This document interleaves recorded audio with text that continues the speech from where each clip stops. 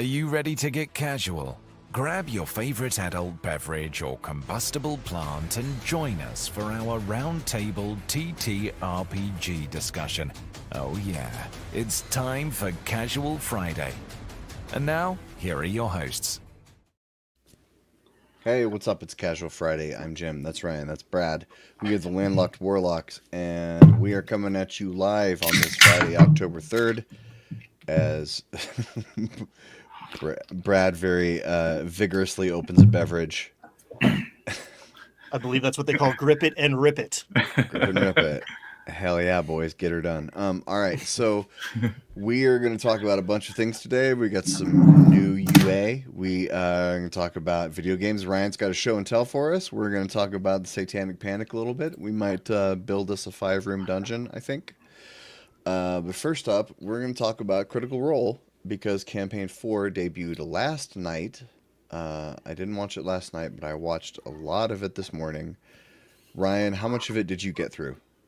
I am roughly half of the way through. I watched it live last night for about an hour, which is late here on the East Coast. My wife was asleep. The ad read made me laugh out loud, like literally guffawed, so that my wife could hear across the house. And I was like, "Ooh, maybe this is tomorrow's project." So I watched like 2 hours of it in the course of my day doing other things. Yeah, I got almost 3 hours into it, and Brad, you've not participated, have you? I have not, but I'm curious. Like, I want to know. So this is the first episode, and is everybody there? Because they've divided into 3 groups for this season, right? I saw about 3 hours of it, and they have not introduced every person, all 13 people. They have not so far, but they have been switching people in and out. Brennan is like running the table like expertly. He's just moving people in and out, and it's very minimal interruption. Like, it's way more smooth than I thought. Cool. Especially because Critical Role, they don't cut. You know, like when people get up from the table and another group comes in, it's like a full 60 seconds of just like, they could easily cut all that out, but they don't. Like, it's very the opposite of Dimension 20, which is like quick cuts, always panning to whoever's talking, and they remove all the ums and ahs and stuff. Critical Role is all left in. So he's moving people in and out. Like, so are they interacting with each other? Like, they're interacting with each other, kind of introducing their characters in like small groups. Is that how it's happening? Yeah, from what I understand, this is not the final form. There's like an introductory 3 or 4 episode arc where the groups are all kind of mixed in here and there, and then they're going to have their official Seekers, Soldiers, and Schemers groups that will be for the rest of the campaign. But this is all kind of prologue. Cool. Calling it an overture, which I really like. Overture. And there you go. Nice. Brad, I was thinking of you last night because it starts with a funeral, as we were discussing before. Like, it starts with a bang. It is very, very dramatic. It gives a little like One Piece, right? Like, opening scene is like this heroic figure getting hung. And it's like the aftermath of that, and apparently there were like schemes involved, and you're getting backstories. And as people are coming to the table, showing up to the funeral, often, if not always, I think always, Brennan cuts back to where were they hours ago at the dramatic moment of them getting hung. So it's like flashback back to the funeral. Yeah, It's nuts. I really like this opening hook. This opening way of getting everyone together, because it's simple, it's clear, it's pretty clever. It's just a guy we all know for different reasons has died, and so everyone is gathering together for that. And it's like in you know how they TV shows, the series finale, there's often a wedding. Because it's a good excuse to bring everybody together, right? Finales and reunion shows, a wedding, a funeral, something like that. There has to be an excuse for everyone to be in the same place at the same time, or it doesn't work. And so this one kind of like, it gives me almost shades of Reservoir Dogs, which Huh. I'm really enjoying because, Reservoir Dogs is about a heist that goes bad, and they're all supposed to meet up after and debrief. And in a Reservoir Dogs, you only see about 3 seconds of the actual heist. It's all reference to it. In this, there's shades of that, like they're gathering, like, what happened? We were supposed to do this. How did this happen? And I don't want to spoil anything, but there's like there were plans and things went wrong, and so it's kind of like all these. It's not just a funeral. Everyone in the campaign so far is kind of at a low point Hmm. because they all had a reason. They all have like reasons to be upset that this guy died. Gotcha. So they're establishing these connections with each other of it's all in relation to how they knew this guy, Faji Fang. And so that's one cool way to establish connections between these PCs too. Like from right off the bat, we can establish connections via this third party character, and I just think that works. Like it hooked me right away. That's really cool. So it's not just we're grieving the loss of this person together. It's also because he died, my life has been affected personally. Gotcha. So my plan has been spoiled, or like my debt didn't get paid, or something, stuff like that is what's coming out with each of the characters. Yeah, we don't know a whole lot yet, but this guy was apparently involved in a lot of things that have far-reaching implications now that we don't know a lot about. Which brings me to the other thing that I really enjoy about this is I wasn't sure if leaving Exandria behind was the right choice, but I'm so glad we're in a new world with new lore and new mystery boxes to open, mystery boxes to find and then open. Right. I'm a Critical Role, a pretty religious watcher, but even still, there's times when, like in the campaign 2 or campaign 3, where they'd be like, and then you look up at the edge of the ramparts and you see a man spread great golden wings, and they're like, oh, golden wings, you know who that is? And I'm like, what the hell are they talking about? Like, I've invested hundreds of hours of my life into the show, and there's still all kinds of inside jokes that I don't get because I haven't seen every single second of it. Or even if you don't remember it all, right?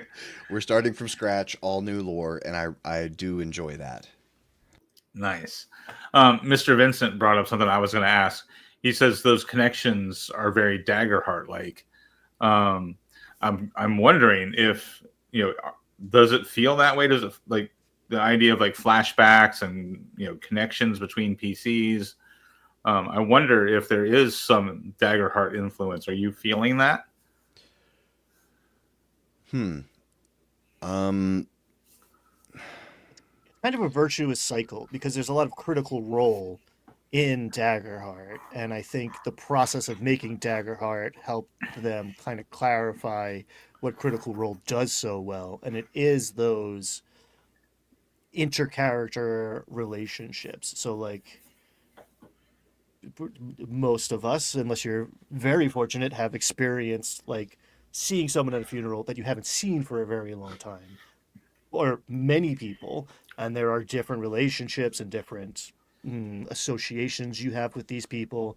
So for the most part, the characters have inclinations and tendencies towards each other from the jump because of what just happened, but also because of who they are.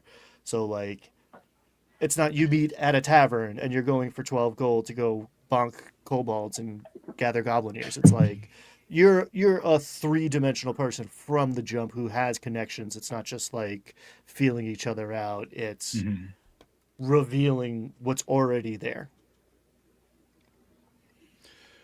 There's one thing that I noted. I'll try not to spoil it, but there's a section. It really highlighted the difference between Brennan's GM style and Matt's GM style. Where there's a section there's a scene where one character is talking to another character, and this PC is talking bad about a third PC. They're like, "Oh, I can't stand this guy. He's so annoying." And Brennan just has these comedy instincts, right? And he sees a setup for a punchline. Mm-hmm. He sees, and Brennan leaps in and says, and then you, the character they're talking bad about, are standing right behind them, and you hear all that. And then we cut to. So it's like Brennan saw setup, punchline, get out of there. Go to a different scene, and goes, and now we cut to, and Matt doesn't do that. Matt doesn't go, now we're going to cut over here to this.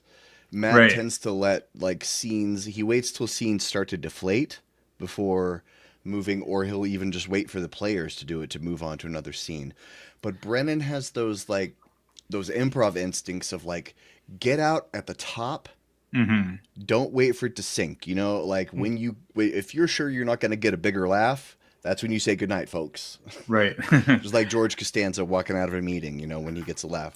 Like those are Brennan's comedy improv instincts. It's like you push the momentum till it reaches a peak, and then don't let it get stale for a second. Push to the next scene. And so that was really, really different to see at the Critical Role table. That's really cool because I love doing that at the table. I'm always cutting a scene and switching to somebody else at the other end of the table.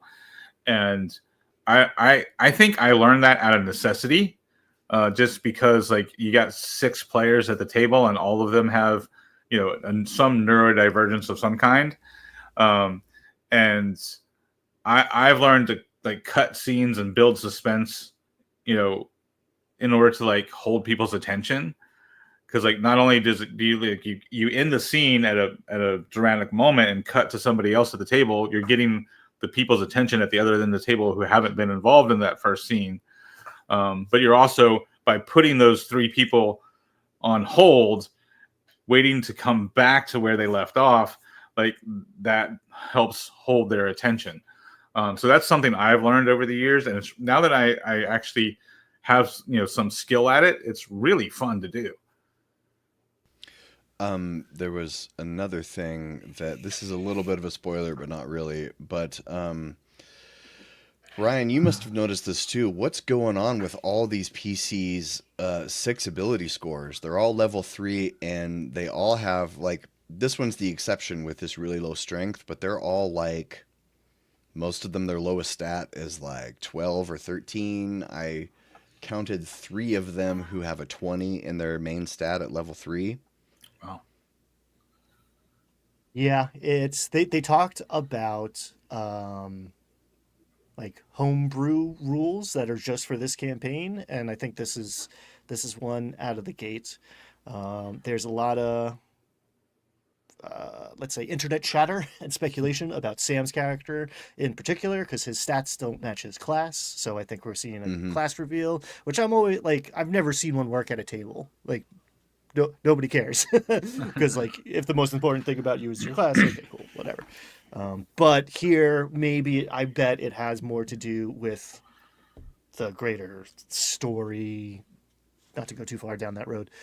But yeah, they're cooked, but they're balanced. So that's all that matters, I think.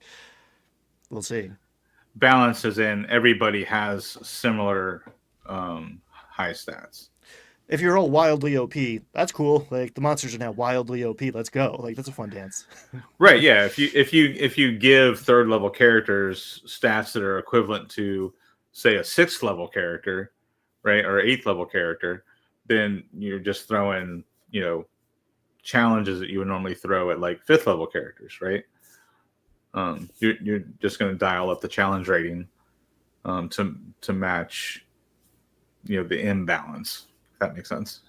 Yeah, Mr. Vincent here mentioned some of the interactions between the characters. I haven't watched the whole thing yet, but nothing has bothered me. Whitney Moore is the person I'm least familiar with. She's definitely shaping up to be a silly goose. I found Abria's horniness scale at like a 2 out of 10, which is within perfectly acceptable levels. So there was no issue there. It was a funeral. Speaking about the homebrew, there was one thing, a character cast a spell that I had to look up, and it must be homebrew. A spell called Clue was cast. I won't say anything more. Maybe you might not have got to that part, Ryan. But I did not. Like he said, I'm going to cast Clue, and it did a thing, and Brennan is like reading, and Brennan's like, wow, this spell's amazing. And I couldn't find it, so it must be something homebrew, but so... Soon to be published by Barrington Press. I did not see this. 5d6 drop 2. Huh. I hate it. But that you still don't get doesn't to- explain how they could get to a 20.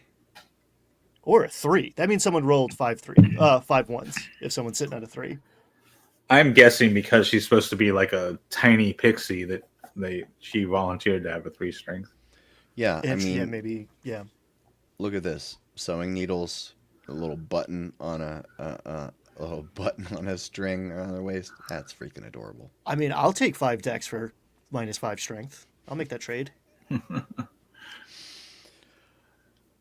5th Well, edition, at least. Probably in real life, too. I'd have to think about it a little bit harder, but. You always have to have somebody open your jars for you. And I'm the guy, unfortunately. I'm the jar opener in this house right now, so. and if your strength is real low, then your carrying capacity is down. You don't want to have to take breaks walking with a backpack. That's true. Although I learned ultralight hacking techniques, but yeah, I need to be able to carry the go bag. So the only other thing I had in my notes was I did notice a direct inverse correlation between number of players at the table and level of silliness. It started off incredibly serious with just one person, then there were 2 people, then 3 people, 4, 5, and then once Sam sat down and it was like a full-size table, and then the silliness ensued. But it seems fewer jokey characters. It seems that there are more people going for guy with a sword this time around. Although there are some standouts I won't spoil. Some very strange characters. Interesting. The species selection feels more like Daggerheart. I'll say that. Mm-hmm. It felt more. There's a lot of human man. There's a few human man characters, but there are some weird stuff that's more like fanciful Daggerheart kind. Interesting. That would make sense though, right? If you want to publish a product for both D&D and Daggerheart, a setting guide would be great, right? You could do what do we know the name of this new world yet? Araman is the largest zoomed out for is like the planet, I think. I don't, or maybe just this continent, but Araman is what. Well, I did notice one thing. It appears that Whitney Moore is playing a tiefling, but they never say tiefling. They call her a demon. Yes. Yes. Yes. Which I can't remember what it's called in Daggerheart, but it's not tiefling. Right. So I noticed we noticed that in campaign 3 of Critical Role is they stopped using D&D species names. Like Ashley Johnson wasn't a satyr; they just called her a fawn, which is what they ended up calling it in Daggerheart. I see. So that makes sense because they could publish a setting guide for, is it Aramon? Is that what you're saying? And like they could publish a 5e version and they could publish a Daggerheart version, and because the Daggerheart version would contain what are they called, what do they call their settings in Daggerheart? They have a name for them. Campaign Frames, yeah. So you could have a bunch of frames for like the different locations in the setting, and then in the D&D version you would have, all your 5e, stats and a bunch of homebrewed spells like Clue and all that sort of stuff. So you could publish the product twice this way.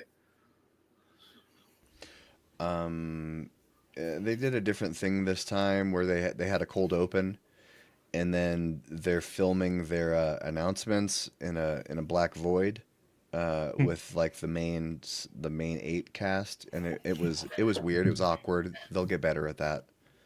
I don't know if that was the first. Like, do we see that this first episode? Because it starts with a bang, and I think they should have moved. If they can do it that way, fine. And it was Sam's bit was incredible. It's the funniest thing I've seen in weeks, not months.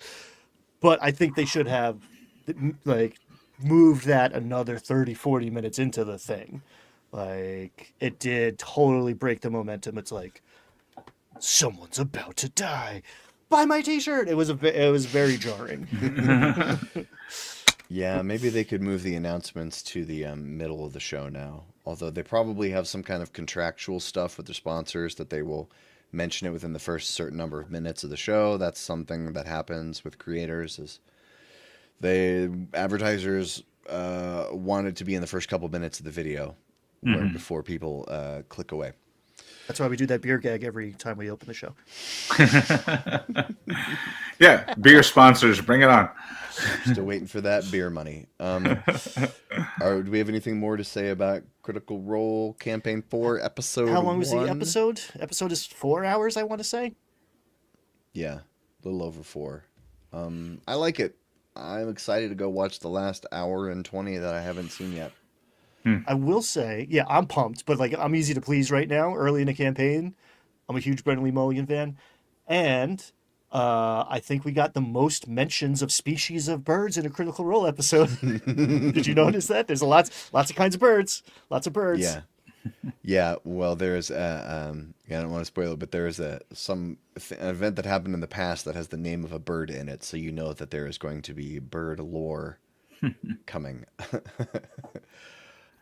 So moving on, we also didn't get just new Critical Role. We also got new UA, or revamped UA again. 2 UAs in a row that are revamps to previous UAs. This time we have the Passion.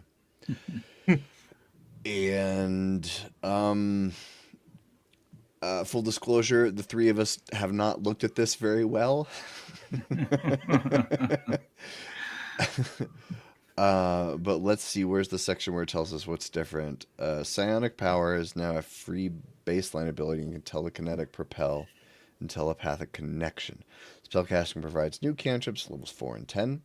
Psionic moods have been removed. Aspects of the design can be seen in other features. Psionic discipline now gives you additional disciplines at earlier levels, but you gain only 1. Psionic restoration has been resigned to quickly regain expended psionic energy dice. Psionic reserves is a new feature that allows the psion to keep a minimum amount of psionic energy dice. Enkindled life force is now more flexible in the amount of hit points that can be expended and clarifies the additional psionic energy dice aren't expended. So from my skim from the psion, it looks like basically they took the Bardic Inspiration and because we have the energy dice, which are basically martial arts dice, superiority dice, Bardic Inspiration dice. Mm-hmm. And they've merged some other things. I already forgot the main thing I was going to say with this. But the real main thing about this class is this right here, which is the make or break, like that if you cast Scion spells, which a lot of their spell list is pretty wide, you don't have to use verbal or material components, which is a pretty big deal. Depending on the campaign, if you're in a martial heavy kind of campaign where you're fighting hobgoblins and stuff, it's not a big deal. But if you're fighting a lot of wizards who are going to be counterspelling you, having someone in your party who cannot ever be counterspelled is a pretty big boon. Mm-hmm. Also, if your game is more like intrigue or mystery or investigation based, right, where you're going to be casting spells outside of combat to, like, to read an NPC's mind or to listen in on the conversation, you're using your spells, for subterfuge and that sort of stuff.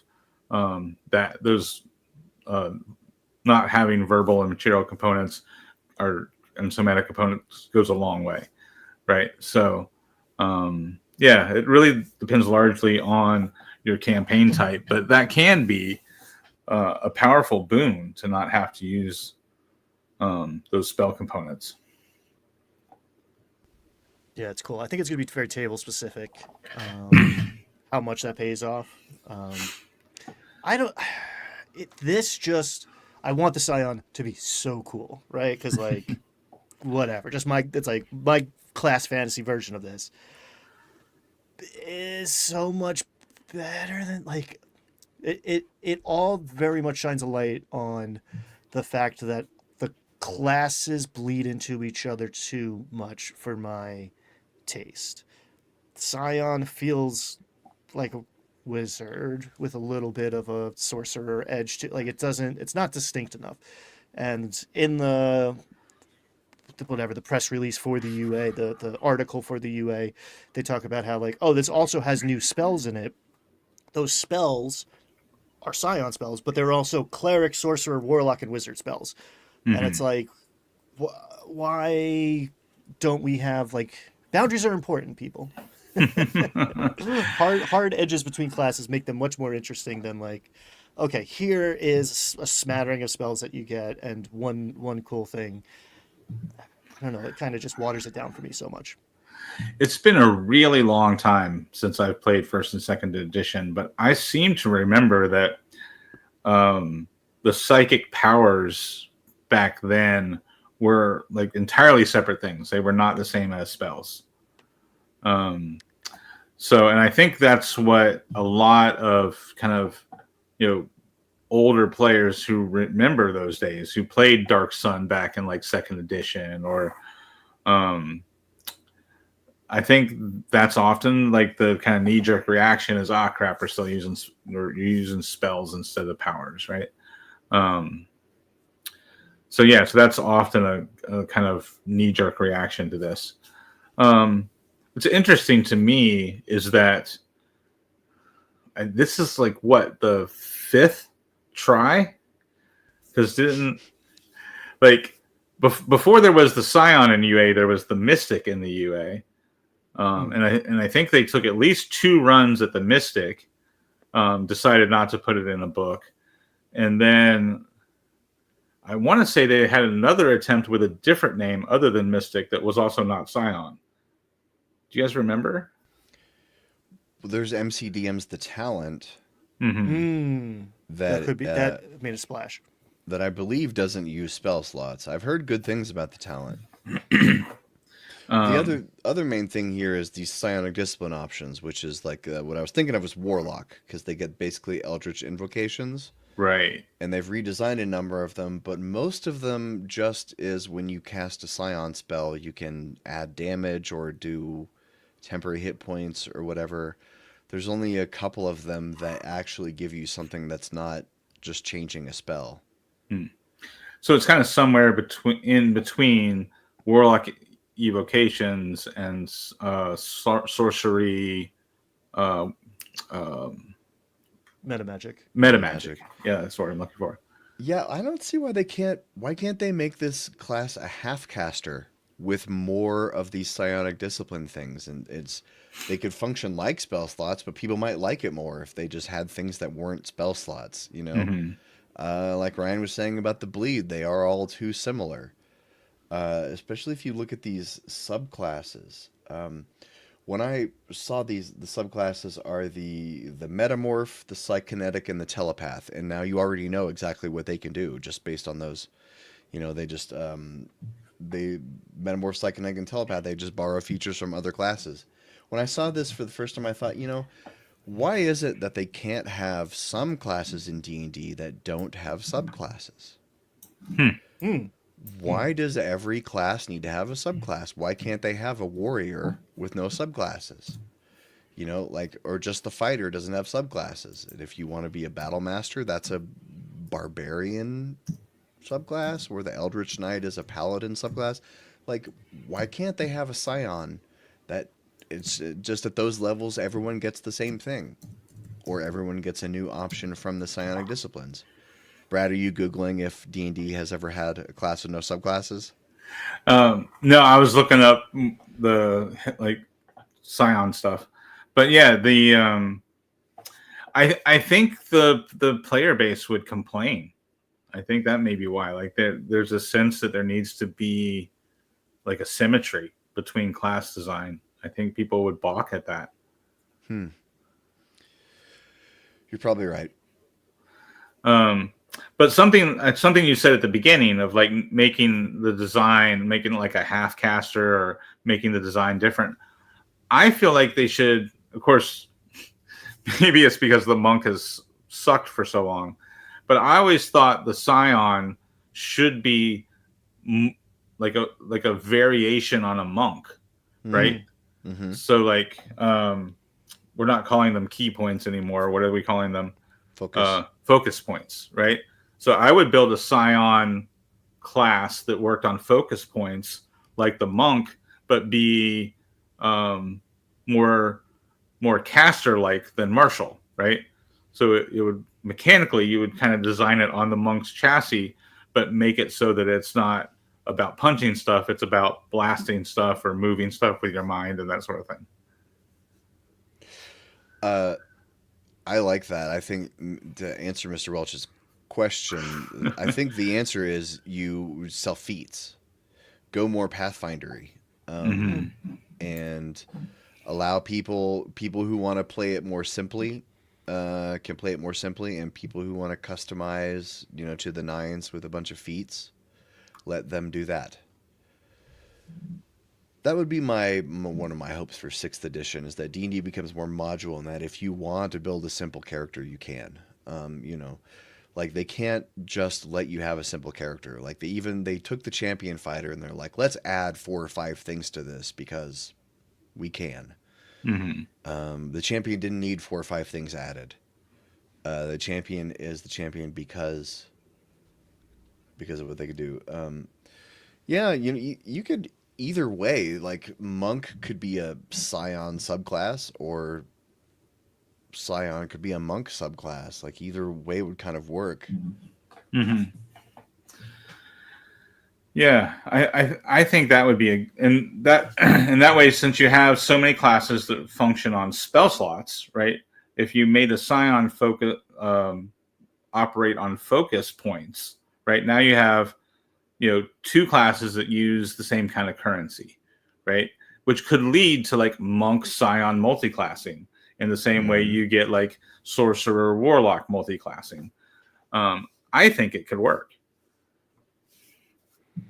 Yeah, and I think you could get there by stripping out. Like, I understand the design issue of like making a whole other game. Like, that's the main complaint of like the Scion that I'm not pumped about, but the old like 2nd edition Scion is like playing a different game kind of than the rest of the table. So you don't want to do that. You want to recognize between classes like what's going on at the table. Well, make this spell list a lot shorter, right? Oh, you're a metamorph. Here are your spells. Here is the rollout. Now, these are the ones you always have prepared. These are the ones you have, because you don't need half the wizard spell list and a couple cleric spells. Like maybe there's a few like that reverse gravity for the metamorph. Like, okay, cool. You're technically like raising everybody up. Maybe change the verbiage a little bit to make it sound cool, but like, I don't know. I'm bored. If I read your spell list and I can't tell what kind of character you are, it's not great. And that seems to be, I don't know. It's too many choices. It's too much icing, and like I like icing, but damn, if I can't see the cake anymore, it's too much icing. Wow. Yeah. A 17th level Scion can cast Time Stop, and no one would be able to stop them or even know that it happened.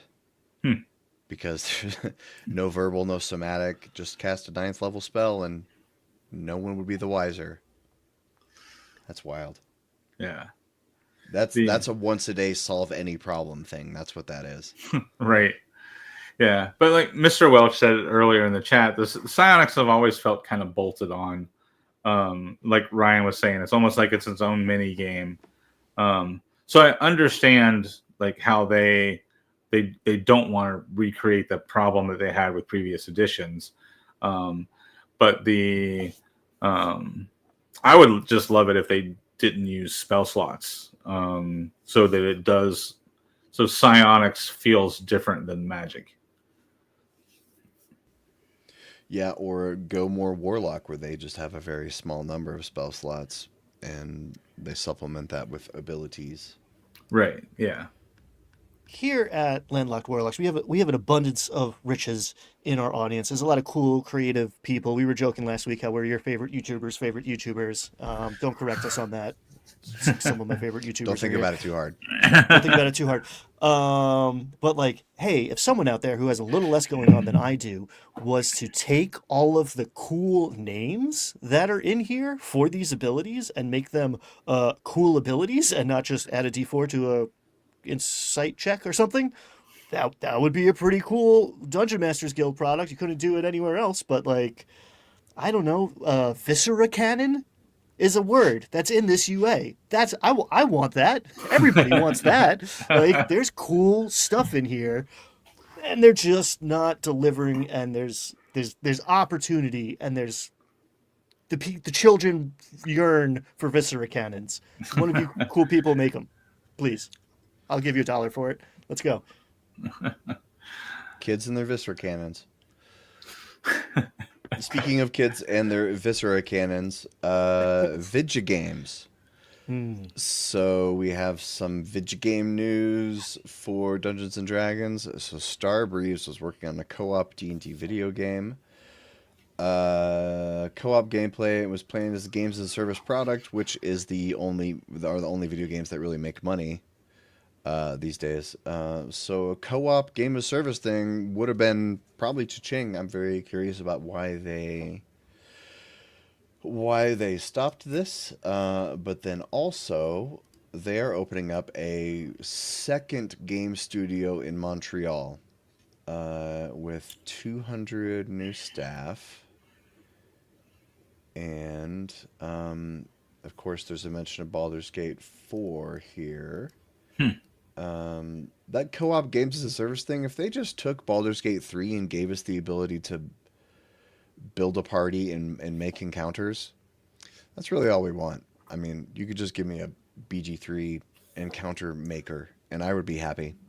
I would just build parties and set them up against insurmountable foes on maps, and I would pay monthly for that service.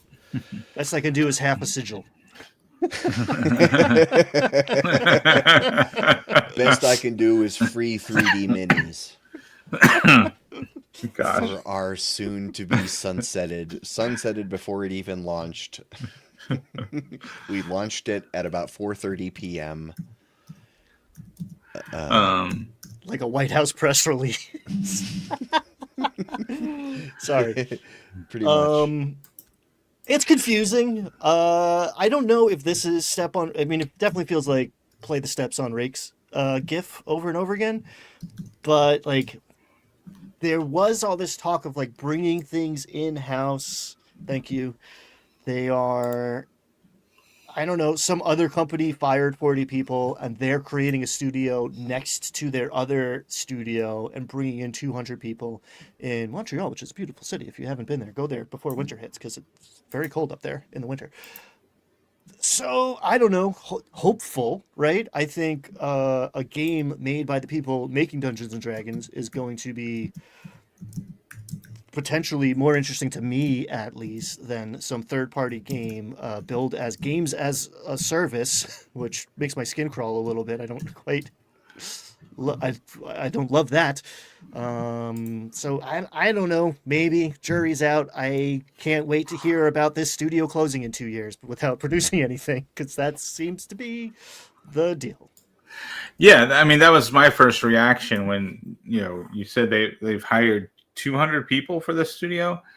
Yep. Like my immediate reaction was, didn't they just lay off like that many people?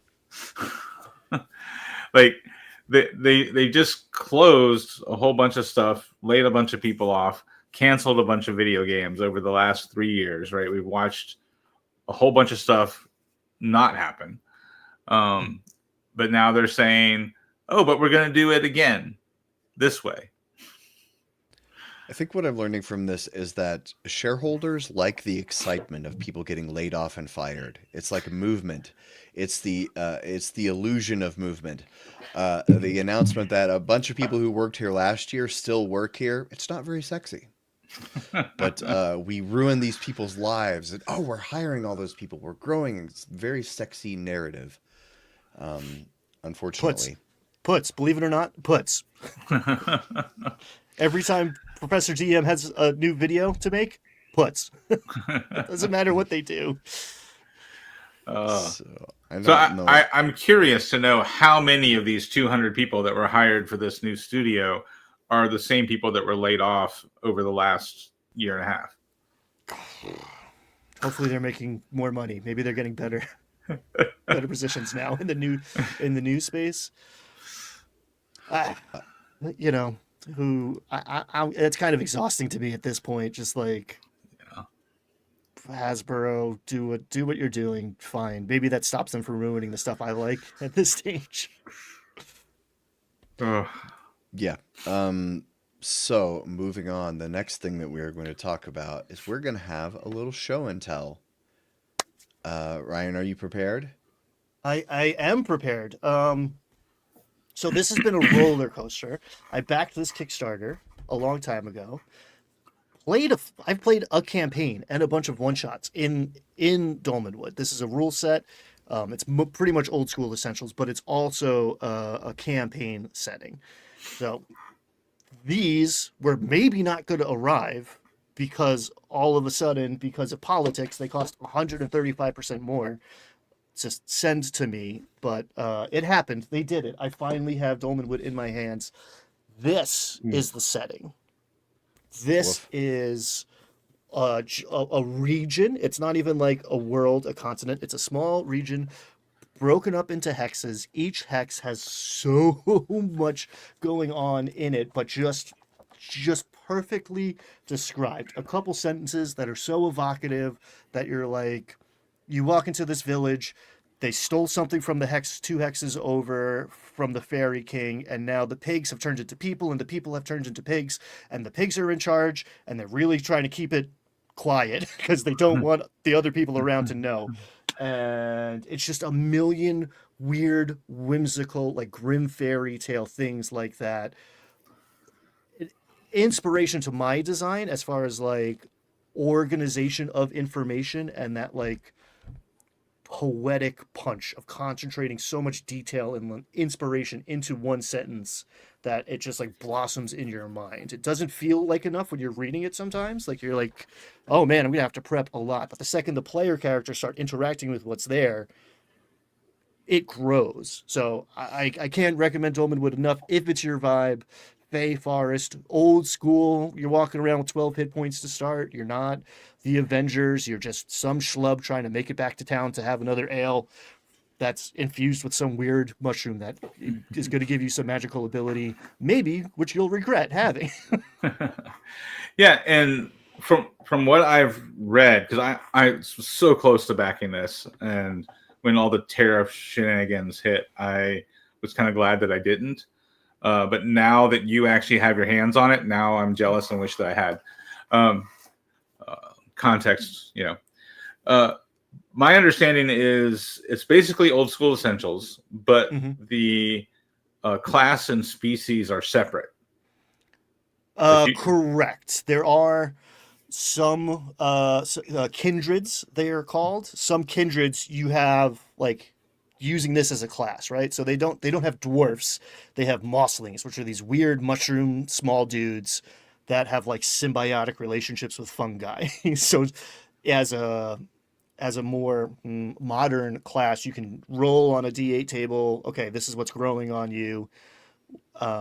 These are your abilities. You can kind of dial it in a little bit, and you can be a Mossling knight or whatever the case is. Or you can also play at your table Mossling as class.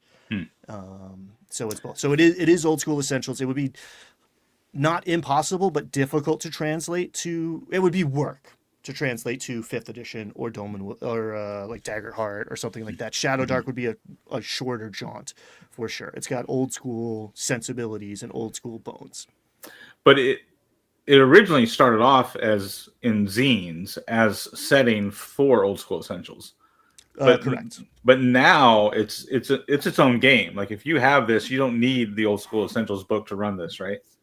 This is a complete system. Like you could just get the campaign book and run it, but the player's book has a lot of rules light stuff, but a lot of procedural. Like there's a hunting mini game, there's a fishing mini game, and the dungeon master side of things and the monster book have interesting things that you can roll on to determine the weather. Like what season do we start? What's your moon sign of a character, and what does that do to your stats or abilities or the way people perceive you or just the way you look? There's tons of generative emergent stuff, and that's my wheelhouse. That's my bread and butter. So I couldn't love this game more. Highly recommend. $3. Monster, player, and then the dungeon master is a good half of the Dungeon Master's Guide is the hexes spelled out, like what's in each place. So it's like a setting. Yeah. I've run Winter's Daughter, which was one of the earlier zines for Dolmen Wood, and a couple other ones. I forget. There's like a temple with a bunch of friars in it. Yeah. So I've either there's at least 3 other zines that I've either run as is or stolen ideas from to put in my game. I really like the Dolmenwood setting, so I'm kind of stoked for the Dolmenwood to finally be out and be its own thing now. Yeah, it is complete. You can get PDFs. I don't know if I recommend people get the physical books because it was an adventure, and I'm not sure what the powers on high are going to tweet tomorrow. That changes everything again, but PDFs are good or instant. Into the Fae. Would I compare it to DM Lair Into the Fae? I'm not familiar. I'm familiar with DM Lair. I have not dove into that. I will say the Fae sensibility here is medieval, like Celtic rooted. Yeah, you can go to fairy, but if you eat the food, everything else might potentially turn to ash in your mouth when you return to the mortal realm. Like you can ruin a character fairly quickly on a roll of the dice, especially if you say the wrong thing to the Fae folk or to pick a fight you can't win. Again, it's very much rooted in old school sensibilities, which are my sensibilities. The DM layer is specific for 5e or Pathfinder. Yeah, I don't know. It is not a 5e product. There is a 5e version of Winter's Daughter on, I want to say, drive through and maybe Edge. Yeah. If you want to run it, I have a video walking you through it. So if you have a table of people and you want to see if this is for them and they've only ever played Dungeons and Dragons 5th edition 5e24, that's a good way to dip your toe in the water without a big investment of time or money.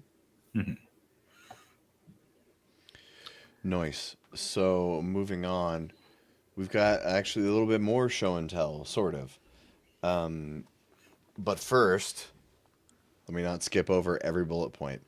Hey, you out there, wherever you're watching this, you should go subscribe to the Landlocked Warlocks YouTube channel. We need your support, especially in these dark times. We need it the most. Go support us. Go like our videos.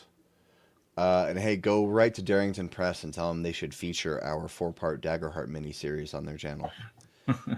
Yeah, go tell Darrington Press they should feature us. The catch-up. Real talk, I would love that. That would be incredible. Just like not even being featured, like 2 or 3 people sending an email, incredible. We think we're pretty proud of it. I think it was pretty good. Okay. And I would love for more people to see it. I think I know what happened. The catch-up got moved down. The catch-up is supposed to be before the roundtable discussion. I see the agenda. A lot of cooks in the kitchen this morning working on the working on the setup today, guys. It was an all hands on deck kind of thing. It's all good because right now we're gonna catch up. What do you guys got going on? Good, Ryan. Not much. I've been working on 3 books, which is stupid. So for the past few freaking months, it feels I do a lot, but like not a lot is done because I'm filling 3 giant buckets at the same time. So we're in a reorganizational phase where I'm going to zoom in and do the channel, because when I make a video and edit a video and finish a video, it's done and then it's out in the world. There's a new starter set. I got some opinions about West Marches, some other cool things I'm cooking up. So for right now, nothing. Yeah.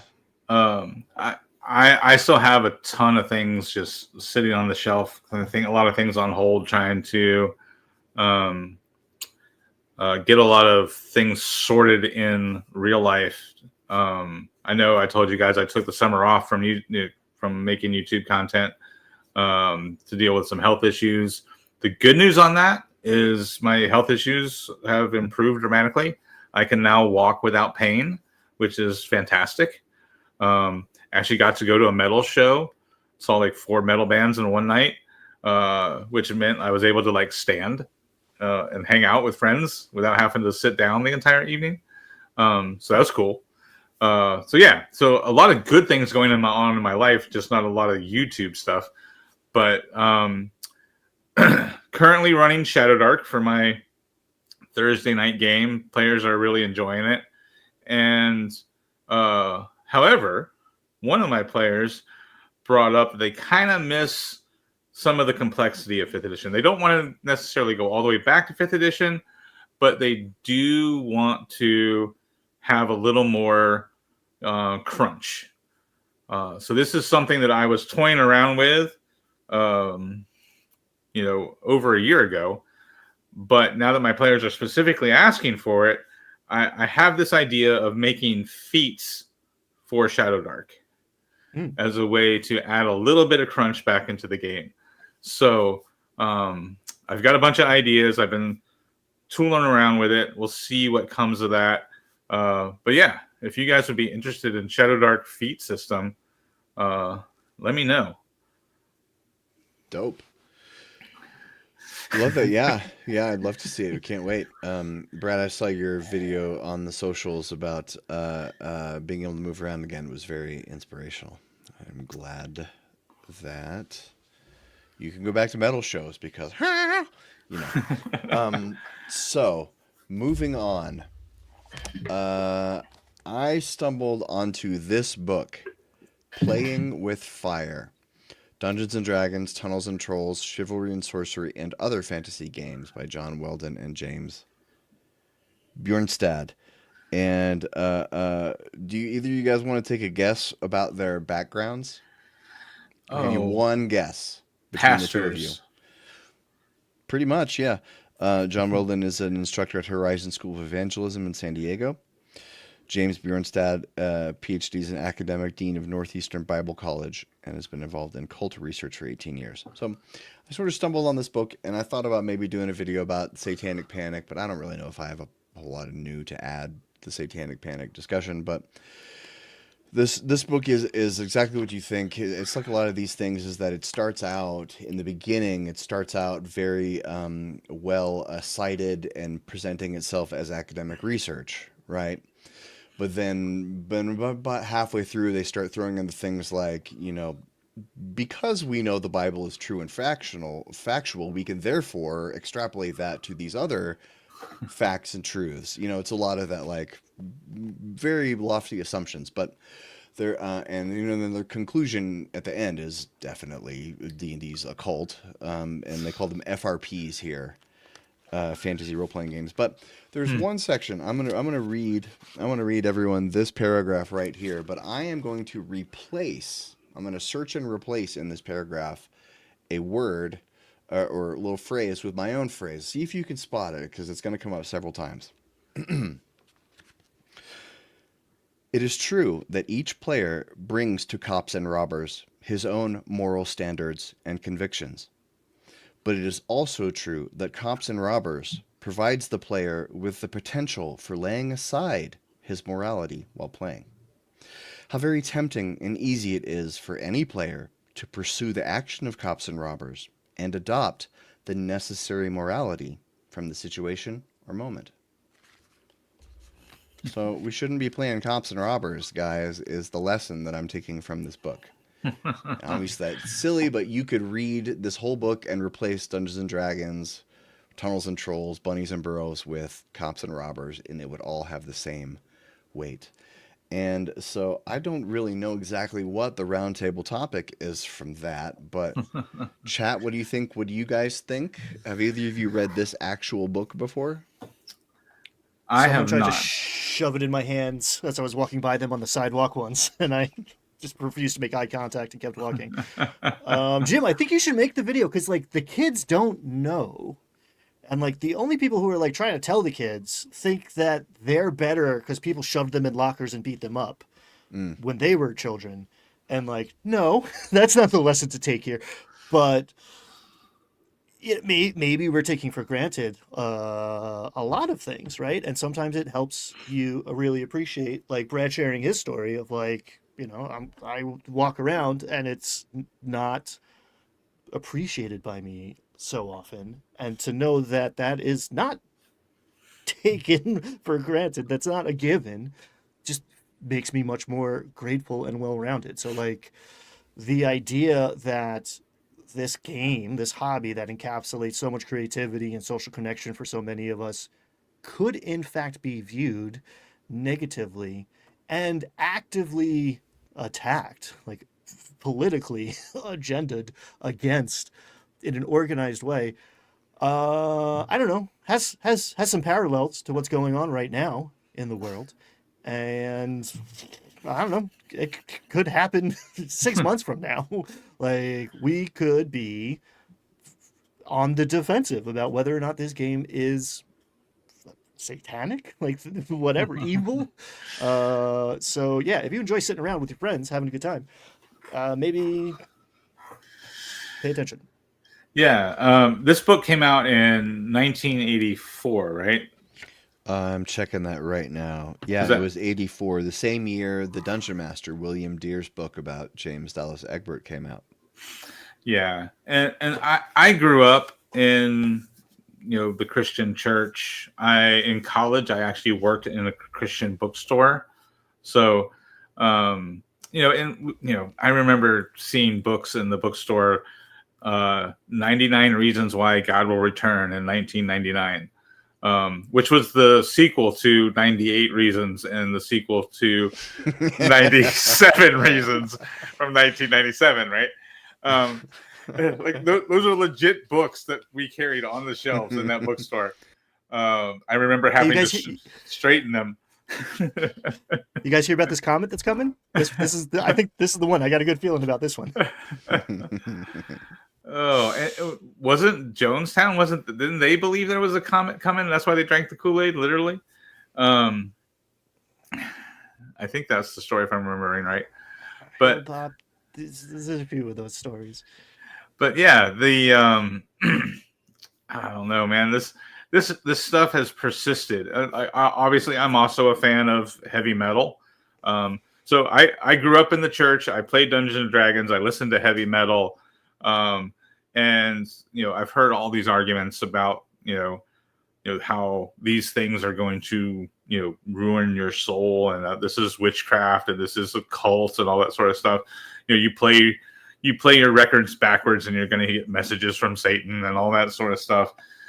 And it and it's persisted. Like I haven't practiced Christianity in a really long time, but I still have like my ex-wife and old family friends that are still engaged in the church, and the same kind of stuff came up. Like Ryan's saying, like the history repeats itself.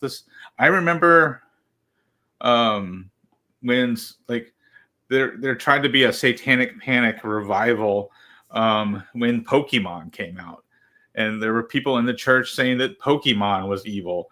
And then when Harry Potter came out, people were saying Harry Potter was evil, and it was teaching kids how to cast spells if you read the Harry Potter books. It's othering. That's all it is. Right? Mm-hmm. It's let's find something that's not like us, point our finger at it and say, you are the other, you are different. And as long as I can claim that I am better than you because you are the other, I can feel good about myself. And my hatred, my malice, my discontent can be levied at this other group, so that I don't have to actually work on being a better person myself. So it's been D&D, it's been rock and roll, it's been Pokemon, it's been Harry Potter, it's been gay people, and now it's trans people. We just keep pointing fingers at others to find an excuse to be piss poor human beings. Is what it is. And nerds are no longer so far out on the fringes because we're pretty smart and we have good culture, so we took over in the last, like, I don't know, 20 years or so, maybe longer. But it's important to remember that, like, we were there and could be there soon, and the areas of TTRPGs that I move in hold that spirit and that space and make sure that everybody's welcome. Like, it has historically been a place for people to come and is still that. And there are voices among us who want to push against that, even in our own little, whatever pond filled with fish here. There are people who, like, don't think that's the case, but, like, we are a refuge for weirdos, and that is why it's awesome. And Mhm. I'm gonna fly that freak flag, and I suggest you do too. I've been listening to a podcast about the early days of TSR because I'm gearing up to do another historical project. And when the Satanic Panic first happened, the people who worked at TSR, they were terrified. But then they found that very soon their sales rocketed up so much that none of them minded it at first. It was just a nuisance at first because they were making so much money they could, wipe their tears with $100 bills. But then after, like, it didn't stop. And then so years go by and people are still like, TSR had people who they spent most of their time just answering phones, explaining to parents how it wasn't satanic. These are people who were supposed to be doing other jobs, but they ended up just having to be on the phones all the time because concerned parents were calling 24 hours a day. But they didn't mind the extra money they were making from all that attention. No press is bad press, as some people have said. Yeah. Now we have algorithms, so that is no longer true. I couldn't even finish that sentence. Well, Unshelled Pity brings up an interesting point, right? Like, when I mentioned Pokemon and Harry Potter, they were like, people were burning Harry Potter books and burning Pokemon cards to be, sanctimonious about their faith and, like, point out that these things are bad. Kids shouldn't be doing this. But what kind of impression does that leave on the kid, right? And that's part of the problem here, right? Is, like, part of nerddom, part of, like, games and hobbies are supposed to help children, like, learn about life. Like, we've talked about how, like, role-playing games teach social skills and help kids, foster their imagination. Obviously, learning how to read is a really good thing. So if a kid gets excited about Harry Potter and wants to read all of those books, like, good on them, right? But, like, at the time, if you're a kid and you're into Pokemon or Harry Potter and you're enjoying this hobby, and all of a sudden adults are telling you this is evil and you need to burn your stuff, like, what kind of impression does that make on kids, right? And then nowadays, it's not just a religious thing, like, it's becoming a political thing, right? Like I was, talking about, like, politics, singling out trans people right now. Like, sure, it's like this political game that's being played, but how does that impact kids? Like, kids who are trying to figure out their sexuality, kids who are trying to figure out their identity, to then have this political game being played where these things are, being used as tools for, financial agendas and political careers. But there's just some poor kid over there who's like, whoa, am I evil now because, like, I feel weird about myself, I don't know, maybe I'm getting too high on it, too soapboxy here. I don't know. But people need to get over themselves.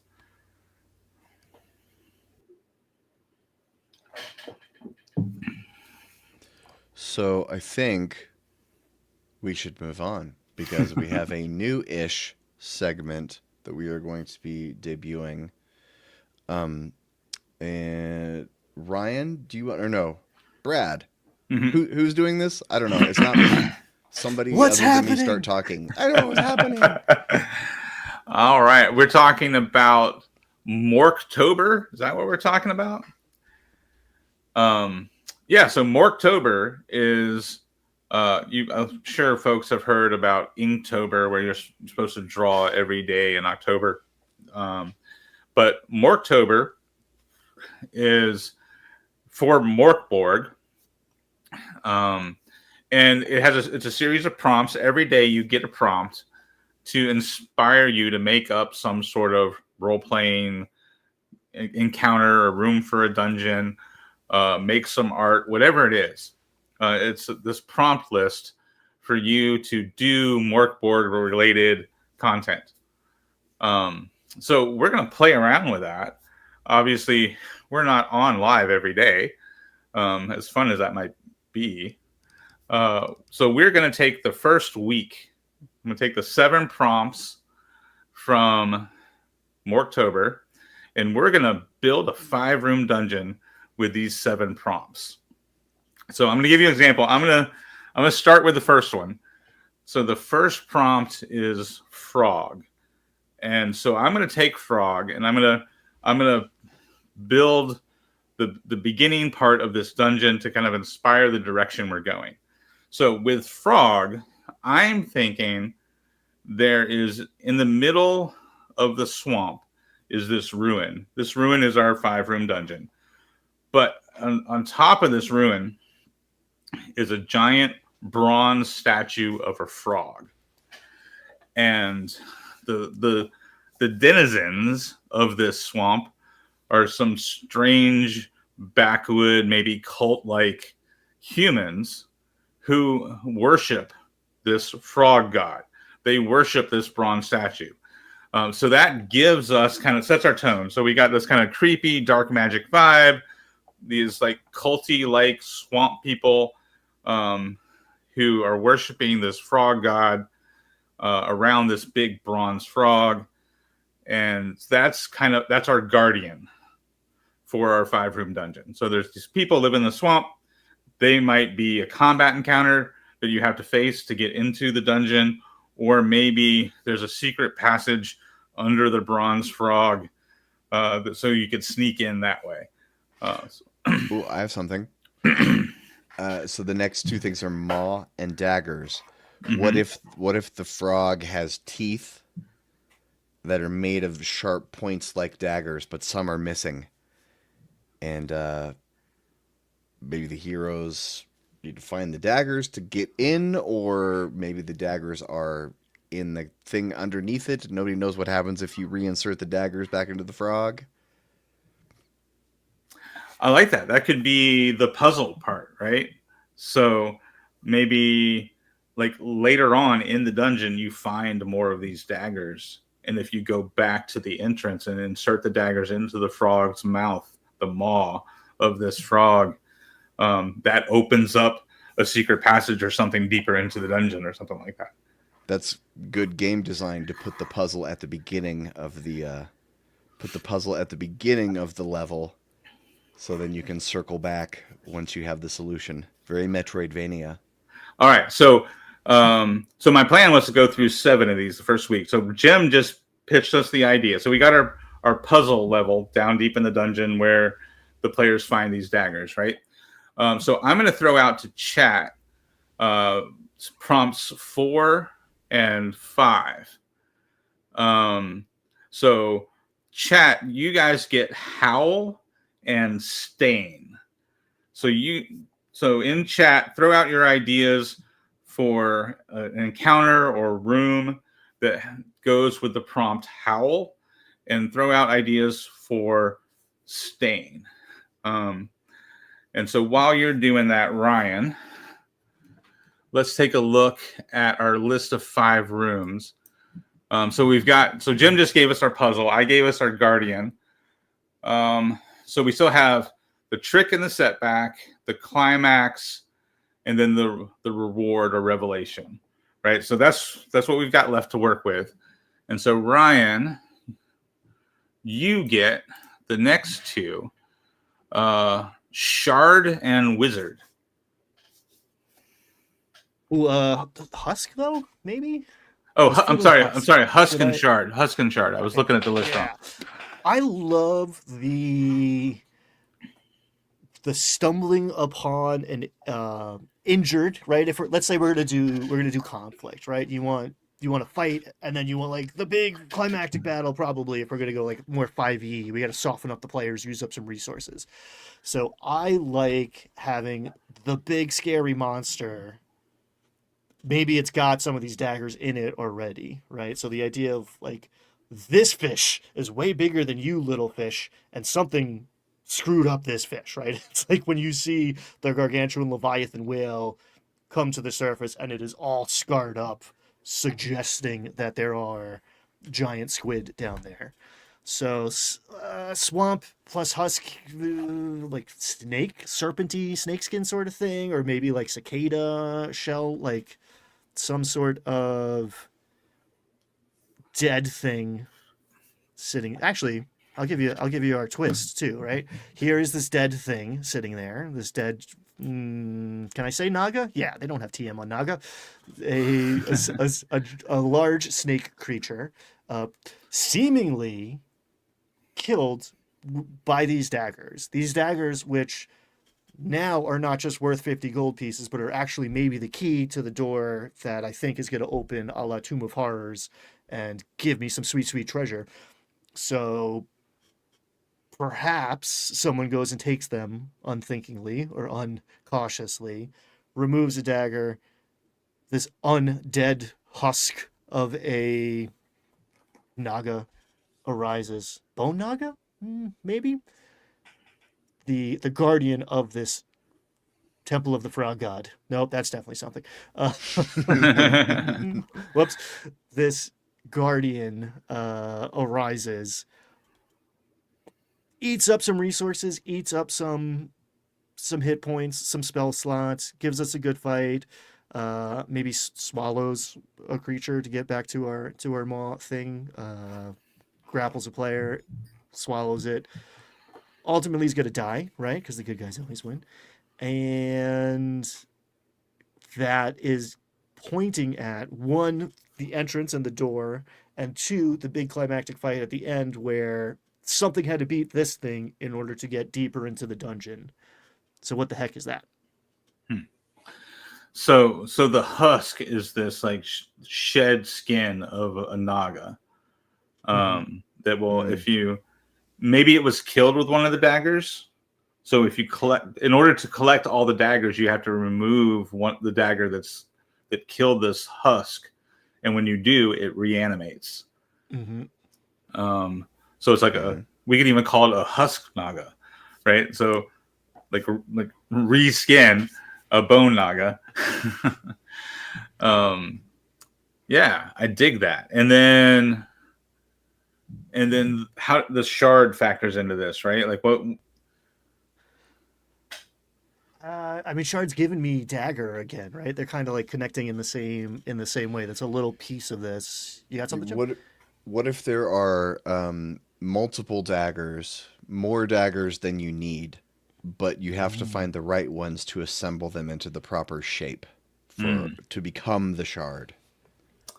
Okay, so like so you can put the daggers in the mouth of the frog to open up some treasure hoard, but also the daggers fit together to create this a magic item, the shard.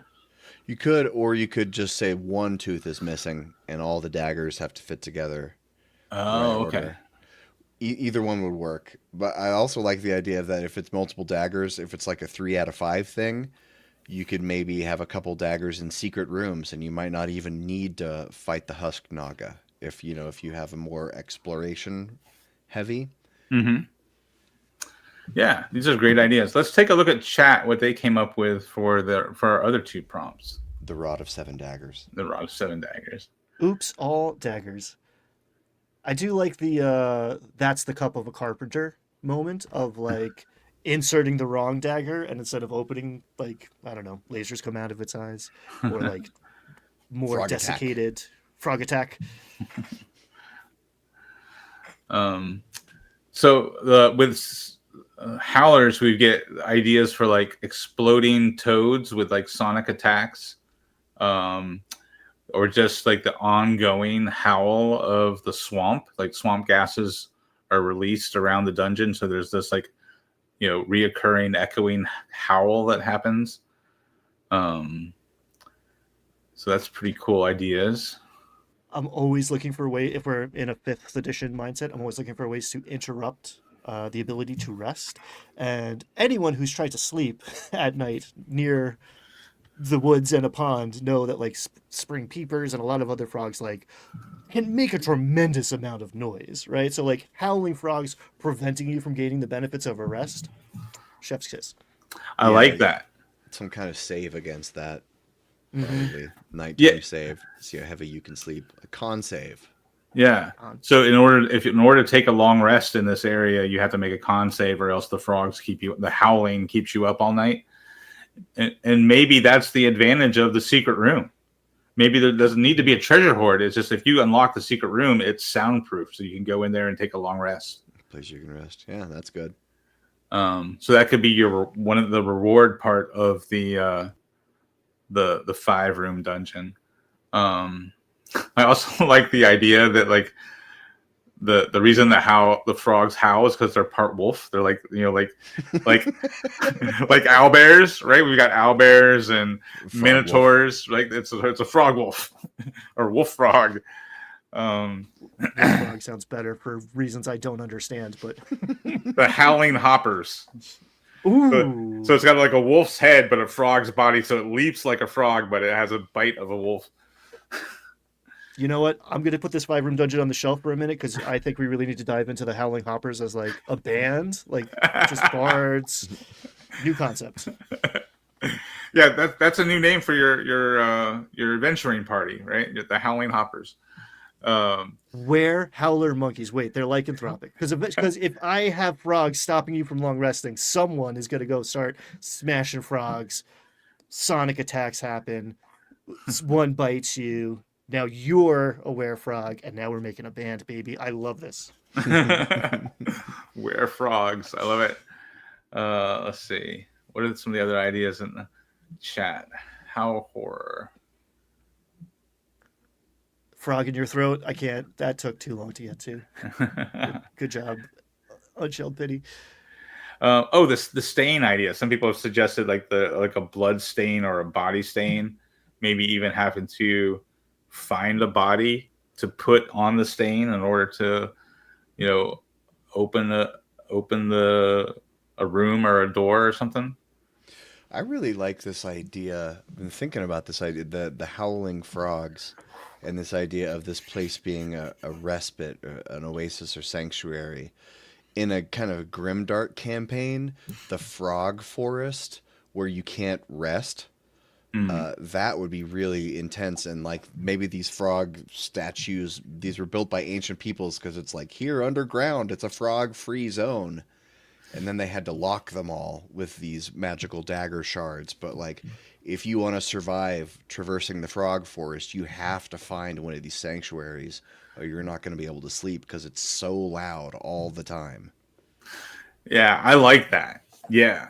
And so you could have multiple of these sanctuaries throughout the forest, and each one has been like befouled or corrupted in some way, right? So the one we're talking about where like maybe some wizard has some necromancer has raised the husk of this old naga, right? And that's why this particular one is corrupted, because there's this like undead naga husk that was made by a necromancer long ago.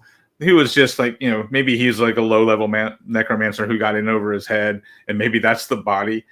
The blood stain is the old wizard. Maybe like that wizard's blood is still on the floor, and collecting that somehow, can be used to make a magic item or something like that, because it's the essence of this dead necromancer. I think we're getting a lot of cool ideas here. Yeah. Should we wrap it up, though? Or is it time? Oh, it's time. It's 4:20. Close to time. But that's the whole point of these kind of exercises for October, whether it's you're doing Inktober and you're making art, or you're doing Morktober and you're making D&D content or morkboard content, right? It's to get the creative juices flowing and have some fun with your friends. So maybe we'll have some other Morktober ideas over the next couple of shows. But I thought this was just a fun way to use these prompts and show how easy it is with just getting the wheels turning to create a 5-room dungeon. Lily pads. I like that. That's good. It's like the you have to go from lily pad to lily pad across the great howling forest where some ancient wizard permanently cast thaumaturgy on every frog to make them 3 times as loud. Yeah, I'm stealing this. I'm putting it in my campaign setting right now. But it's the only way to get between the countries, so you have to go through the frog forest. What are you gonna do? I had a flash of like this wizard, exhausted, driven mad by sleep deprivation, just muddy and soggy and wet, finds this sanctuary, crafts this weird spell to try to dry out, and that is what like desiccates this naga and makes a husk. And he's just like, it's bone dry down there, and it sucks. Yeah, I like this. Maybe you all out there can't steal it. We might do something with it. TM. We're keeping this. Stop the stream! Ah! Real quick, this is my show and tell. This is a poster-sized map of my new campaign setting. I created this on Incarnate and then printed it out at FedEx. So this sits on the wall here in the game room as reference for our new campaign. Nice. Incarnate is what I use. I like that site a lot. But yeah, it's not too expensive to get them printed out poster size, especially if you have the paid version of Incarnate that lets you save them in high definition. So you can save them at 4K, so it actually prints really clear and crisp. It's really cool.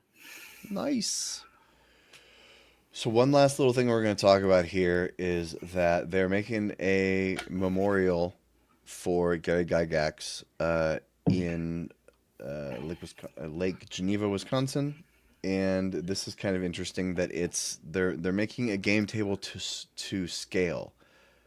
So it's going to have a 1 inch grid all over it. And you see there are benches on either side. And it's going to have a 1 inch grid. So I'm calling it now. The new memorial is going to be taking a mini to Lake Geneva to place on the memorial, like flowers on the grave. Go put the mini of your favorite PC on Gary's table. That's cool. I like that. That's neat. I mean, I don't know that's what it's for. That's my guess looking at this thing. But it's a cool concept for a memorial. I like that. Yeah, and if you fork over some cash, you can have your name engraved around it. If you pledge 150K, you get a half-size replica. That's all it takes. Yeah, so there's a Kickstarter for this, right? Yeah, launched by Gale.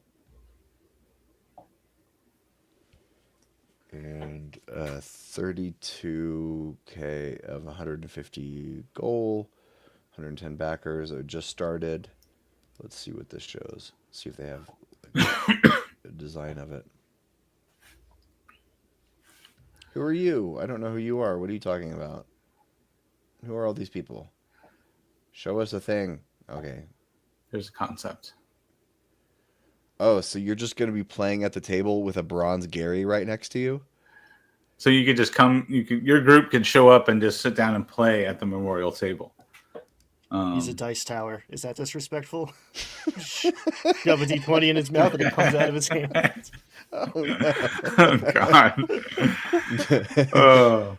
It is disrespectful, but I think Gary would also approve. Yeah. He had a sense of humor.